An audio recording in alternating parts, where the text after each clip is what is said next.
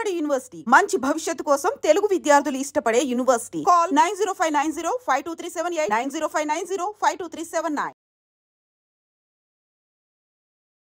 Sir కొంతమంది ప్రభుత్వం తీసుకున్న నిర్ణయం వల్లే నేను నా కుటుంబం ఆర్థికంగా చిదిగిపోయింది కాబట్టి నా చావుకి ఆ మంత్రి కారణం అంటూ సూసైడ్ రాసి లేదా సెల్ఫీ వీడియో పెడతారు. అప్పుడు ఏమవుద్దండి? లేదండి, అవన్నీ కూడా అబెట్మెంట్ కాదు. ఎందుకంటే అబెట్మెంట్ డెఫినేషన్ ఈజ్ క్లియర్. 306 ఇప్పుడు 108 ఆఫ్ బిఎన్ఎస్ ఇది డెఫినేషన్ క్లియర్. ఏమీ మార్పు లేదు. పాత చట్టానికి ఇప్పటికి కూడా ఏమీ మార్పు లేదు. కానీ మీరు అన్నట్లు మార్పు లేదు. కానీ ముందు అయితే కేసు అవుతుంది, హెరాస్మెంట్ అవుతుంది, ఇది అవుతుంది, అవన్నీ భరించాల్సిందే. ఎందుకు అంటే అన్ని కేసుల్లో కూడా భరించాల్సిన అవసరం లేదండి. నాకు తెలిసిన చాలా కేసులలో కూడా కాలేజీ స్టూడెంట్ సూసైడ్ చేసుకున్నాడు, అందులో లెక్చర్ భరించాలా వద్దా? లేదు, అట్లాంటి కేసులలో నాకు తెలిసి పోలీసు వాళ్ళు ఎవరిని అరెస్ట్ చేసినవి నేను చాలా అరెస్ట్ అయిపోయినా వాళ్ళు పిలిపిస్తారు, మాట్లాడతారు, మీడియా మాట్లాడతారు. ప్రొసీజర్ పనిష్మెంట్ ఉంటుంది. ప్రొసీజర్ అనే పనిష్మెంట్ ప్రతి కేసులో ఉంటుందండి. ఎందుకు అంటే పోలీస్ వాళ్ళ పని ఏంది? ఇన్వెస్టిగేషన్ చేయడం. ఇందులో నిజానిజాలు ఏంటో తేల్చడం. ఇన్వెస్టిగేషన్ చేసే క్రమంలో అరెస్ట్ అనేది శిక్ష కాదు. అరెస్ట్ అనేది ఏంటి అంటే కేవలము అతను బయట ఉంటే ఏదన్నా ఎవిడెన్స్ని ఏమన్నా తారుమారు చేయొచ్చా, సాక్షుల్ని ఏమన్నా ఇన్ఫ్లుయెన్స్ చేయొచ్చా, లేకుంటే ఇంకేదన్నా విధంగా ఎవరినన్నా ఇన్ఫ్లుయెన్స్ చేయొచ్చా, ఇన్వెస్టిగేషన్ ఇన్ఫ్లుయెన్స్ అయ్యే ఛాన్స్ ఉందా,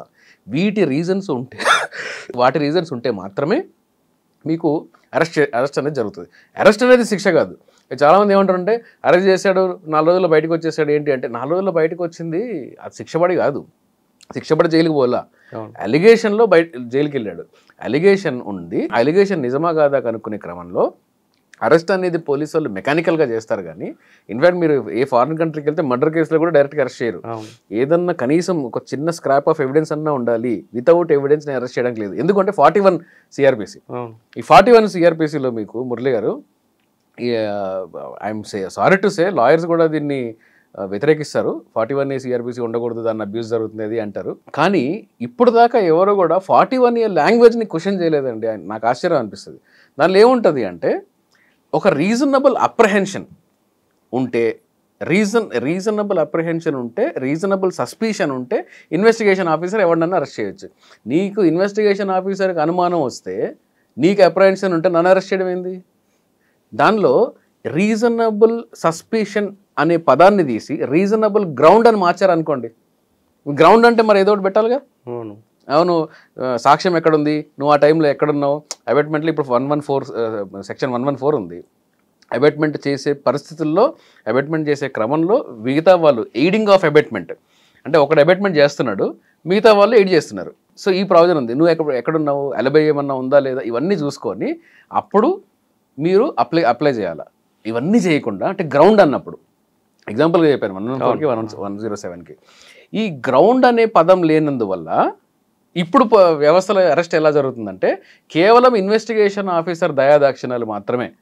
నాకు అనుమానం ఉంది, నాకు రీజనబుల్ అప్రహెన్షన్ ఉంది, అనుమానం ఉంది కాబట్టి నేను అరెస్ట్ చేస్తున్నా, సరిపోద్ది. గ్రౌండ్ 41 లాంగ్వేజ్ ఇదే. అంటే మీరు చెప్తున్నట్లుగా వాళ్ళకి తెలుసు పోలీసులకి, కానీ అరెస్ట్ చేస్తారు. కానీ ఇక్కడ ఏమవుతుందంటే వాళ్ళ వెర్షన్లో కంప్లైంట్ యొక్క ప్రెజర్ తట్టుకోలేక, ఈ మీడియా యొక్క హడావుడు తట్టుకోలేక ఏదో చేయాలని ఇప్పుడు మీరు చెప్పిన లెక్చరర్నే అసలు మీకు అది డైరెక్ట్ అరెస్ట్ చేసి పంపించేస్తున్నారు. మీకు డైరెక్ట్గా మీకు లైవ్ ఎగ్జాంపుల్ ఇస్తాను. జడ్జ్మెంట్లో ఉంది కాబట్టి నేను చెప్పే సాహసం చేస్తున్నాను. మన వరంగల్ డాక్టర్ సైఫ్ కేసులో, డాక్టర్ ప్రీతి అండ్ సైఫ్ కేసులో నిజానిజాలు పక్కన పెడదాం, ట్రయల్ ఇంకా ఉంది, నేను దాని మీద కామెంట్ చేయను. హైకోర్టు సాక్షిగా పోలీసు వాళ్ళు, కాలేజీ వాళ్ళు ఏం చెప్పారంటే పబ్లిక్ ప్రెజర్ని తట్టుకోవడానికి, పబ్లిక్ ప్రెజర్ని ఆపడానికి మేము ఇతన్ని అరెస్ట్ చేసాం, మేము ఇతను సస్పెండ్ చేసాం. కరెక్ట్ అంటారండి? పబ్లిక్ ప్రెజర్ని తట్టుకోవడానికి సస్పెండ్ చేశారట. అదే పబ్లిక్ ప్రెజర్ అంటారు, లేదంటే మీడియా హడావుడు అంటారు. వాళ్ళ కోసం ఇతను చేస్తారా? జడ్జిమెంట్లో కూడా రిఫ్లెక్ట్ అయింది. జడ్జిమెంట్లో జడ్జి గారు దాన్ని క్లియర్గా రాశారు. పబ్లిక్ అవుట్రేజ్ కోసం నువ్వు సస్పెండ్ చేయడం ఏంటి? పబ్లిక్లో ఏదో జరుగుతుంది, ఎవరి మీద అలిగేషన్స్ వస్తాయి అంటే దాని బేసిస్ మీద మీరు సస్పెండ్ చేస్తారా?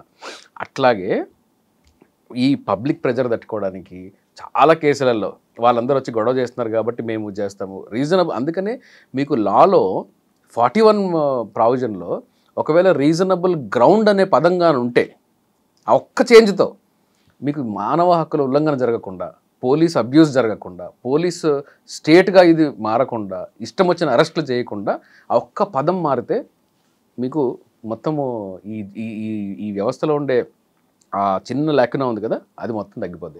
306 అనేది మురళి గారు అక్రాస్ ద కాంటెక్స్ట్ ఒక రెమెడీ మీకు ఉందండి. మీకు చాలామంది ఇప్పుడు ఈ ఫైనాన్షియల్ ఇష్యూస్లో పర్టికులర్గా ఈ మొబైల్ యాప్లో లోన్స్ తీసుకొని వాళ్ళ హెరాస్మెంట్తో చచ్చిపోతున్నాం అని చెప్పి రాసి పెట్టడము, క్రెడిట్ కార్డుల దీంతో రాసి పెట్టడము, వీటన్నిటికీ కూడా మీ దగ్గర రికోర్స్ ఉంది, మీరు సివిల్ కోర్టుకి వెళ్ళొచ్చు, సివిల్ కోర్టులో సూట్ వేసి పలానా వ్యక్తి నన్ను ఇబ్బంది పెడుతున్నాడు డబ్బులు ఇవ్వమని చెప్పి, కాబట్టి నేను ఈ పలానా వ్యక్తి నన్ను కేవలం లీగల్గా మాత్రమే నా దగ్గర వసూలు చేసుకోవాలి తప్ప ఇలా ఇల్లీగల్గా రావడానికి వీల్లేదు అని చెప్పి మీరు కోర్టుకి వెళ్ళొచ్చు.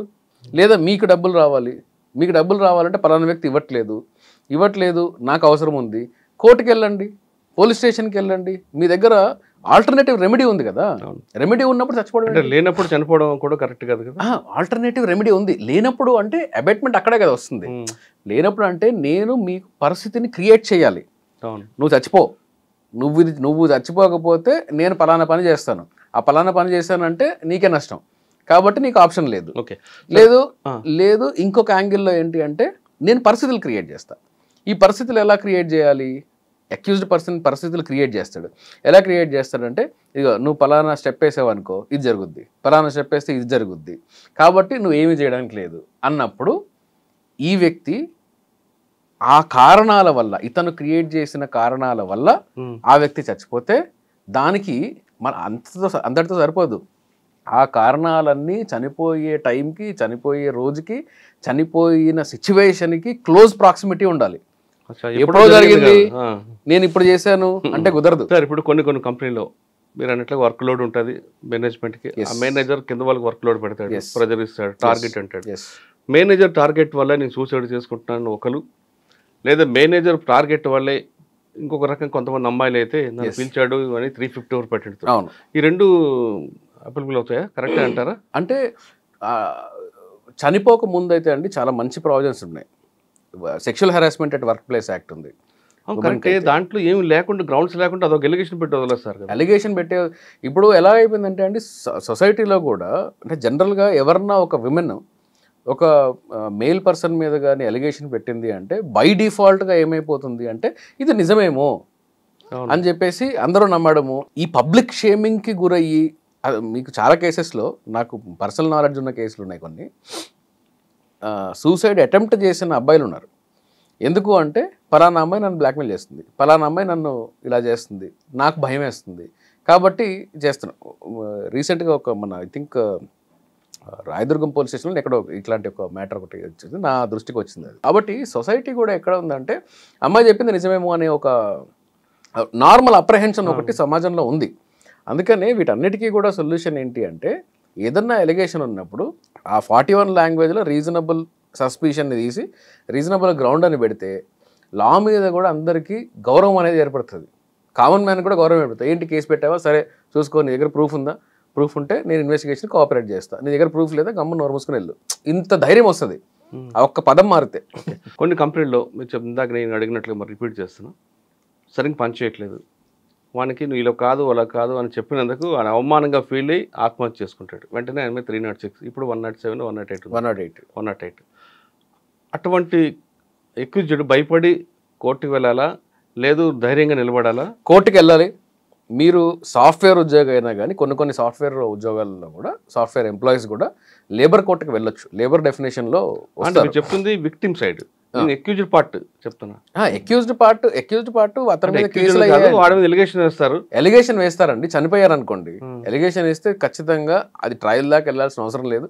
ఎందుకంటే I'm very sorry to say, ఇది ఫేస్ చేయాల్సిన నిజం. ఎన్నో సందర్భాల్లో సుప్రీంకోర్టు కూడా అన్నది, డిస్ట్రిక్ట్ జ్యుడిషియరీలో అండ్ కొంతవరకు కొన్ని హైకోర్ట్స్లో అక్కడక్కడ, మెయిన్లీ డిస్ట్రిక్ట్ జ్యుడిషియరీలో ఈ 306 కేసులు వీటి మీద ప్రాపర్ ట్రయల్ చేసిన తర్వాత కూడా డిఫెన్స్ వాళ్ళు బేసిక్ ఇంగ్రీడియంట్స్ కూడా లేకుండా వీళ్ళు నమ్ముతున్నారు కాబట్టి కన్విక్షన్లు ఇస్తున్నారు.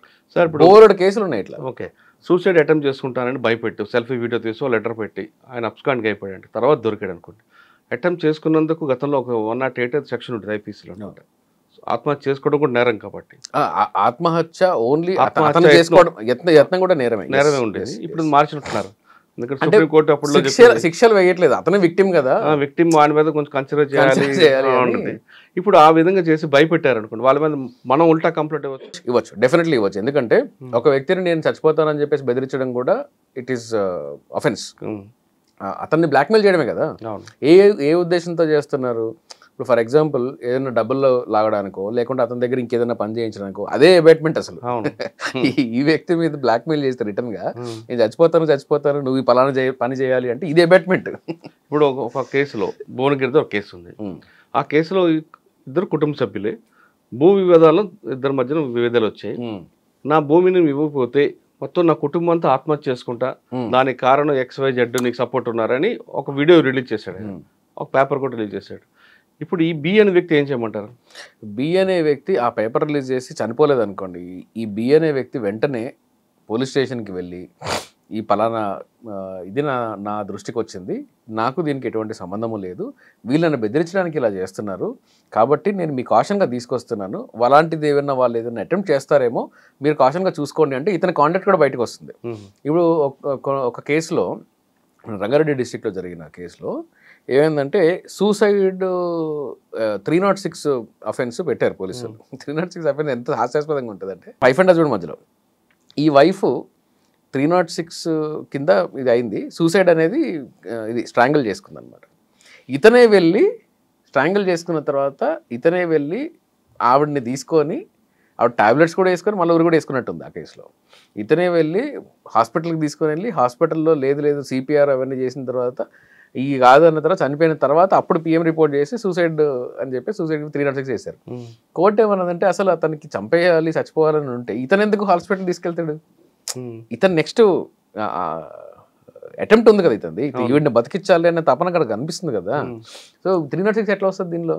కానీ పోలీసు వాళ్ళు అరెస్ట్ చేస్తారు, జైల్లో పెట్టారు, పాపం జైలుకి వెళ్ళి. అదే నడుస్తున్నానండి, కేసు కన్విక్షన్ రావడం పక్కన పెట్టండి, కానీ FIR ఈ ప్రొసీజర్ పనిష్మెంట్ ఎక్కువ ఉంటుంది కదా. అందుకే చెప్తున్నా మన సిస్టంలో ఎప్పుడు వస్తుంది చేంజ్? ఇప్పుడు మన సిస్టంలో ప్రస్తుతానికి నేను ఇందాక చెప్పిన 41లో రీజనబుల్ సస్పిషన్ తీసి రీజనబుల్ గ్రౌండ్ అని పెట్టండి. హిందీ చట్టాల్లో కూడా రీజనబుల్ సస్పిషన్ అని పెట్టారు. పెట్టండి, ఆ ఒక్కదాంతో చాలా మార్పు జరుగుతుంది. మీరు చెప్తున్న దాంట్లో కాకుండా మరికొన్ని కేసులు తీసుకుందాం. ఒక 306 కాదు, 302 ఒక మర్డర్ అవుతుంది, వాడికి పడన అందరి పేర్లు అందులో విక్టిమ్ రాసేస్తారు. ఓకే, తర్వాత ఇంకొక పోక్సోలో వాడి పడన పేర్లందరూ కూడా అందులో ఇన్వాల్వ్ అవుతారు. అంటే A1 ఉంటాడు, ఆ చుట్టుపక్కల వాళ్ళ ప్రోద్బలంతో జరిగింది. అవును, కేసు అవ్వడం, ఇన్వెస్టిగేషన్. 376లో కూడా ఇప్పుడు పెళ్లి చేసుకున్నానని చెప్పేసి నన్ను సెక్షువల్గా వాడుకున్నాడు, తర్వాత పెళ్లి చేసుకుని అంటున్నాడు అని చెప్పి ఈ రేప్ కేసులు పెట్టడం 420తో, అంతకుముందు 420తో పెట్టేవాళ్ళు, ఇప్పుడు కొత్తగా సెక్షన్స్ వచ్చేసేదానికి BNSలో పెడితే అందులో ఈ 376 రేప్ కేసులో కూడా ఫ్యామిలీ మెంబర్స్ని పెట్టేవాళ్ళు. అదే ఆ కేసుల్లో, అటువంటి సెన్సేషనల్ కేసుల్లో వెంటనే పేపర్లో మీడియాలో వస్తుంది, ఒక మీడియా ట్రైల్ అవుతుంది. ఇవన్నీ ఫేస్ చేయాల్సిందేనా? అవన్నీ ఫేస్ చేయాలి. ఎవరన్నా ఒకరు గట్టిగా నిలబడి అసలు వీళ్ళందరూ నన్ను పబ్లిక్ షేమింగ్ చేస్తున్నారు కాబట్టి వీళ్ళందరి మీద నేను దావా వేస్తాను, నేను అసలు ప్రూవ్ కూడా కాలేదు ఇంతవరకు, నన్ను పబ్లిక్ షేమింగ్ చేస్తున్నారు వీళ్ళందరూ, నేను క్రిమినల్ ట్రయల్లో ఇంకా ఉన్నానని చెప్పేసి వీళ్ళందరి మీద యాక్షన్ తీసుకుంటే అప్పుడు సరిగ్గా అవుతుంది. అందరి మీద సివిల్ సూట్లు వేయాలి.